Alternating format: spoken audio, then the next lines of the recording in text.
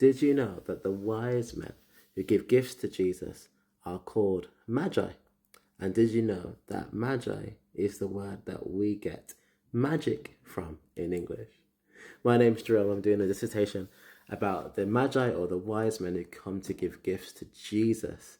In Matthew chapter 2, we celebrate that at Christmas time, or better still, at Epiphany. If you're interested in theology, the Bible, magic, apparently today, you know where to follow. So the Magi are the people who come to give gifts to Jesus. You can find it in Matthew chapter 2. And these people were definitely, at least as the word suggests, magicians. They're people who are engaging in kind of magic arts, if you like. And something that's really interesting about the translation history is that the word magi in the Greek gets translated into a Latin word, a very similar magos word there. And then when it gets into English, in around the 1500s-ish, it gets used as the word wise man. And that word wise man is the word that we get the word wizard from. Isn't that cool? I'm not saying that the wise men wore pointy hats and attended Hogwarts, but inside that translation history, as we see, it's showing us something about the history of that word and the people who they are.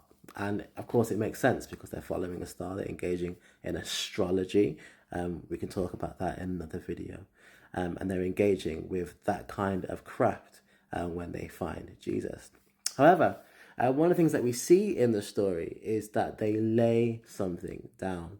Tertullian, who's one of the church fathers who speaks about the Magi in great lengths, he's from the 1st century of the church. He's a great Christian. We get the Trinity from him. We spoke about him yesterday. He mentions that in the story of Matthew chapter 2, we see the Magi laying down their magic. And he considers this story, the story of the Magi giving gifts to Jesus, to be the end of magic, showing that Jesus is greater than all forms of magic and sorcery. And we see that in the way that at the end of the little passage that we're reading, the Magi turn and go home another way. So they came in one sense by following the stars, but now after being warned by an angel, a messenger from God now, they go another way. It's a really interesting story. I wonder what you think about that. Is it right to call the Magi wizards, or is that just weird? Let me know what you think in the comments. Great to hear from you. Peace.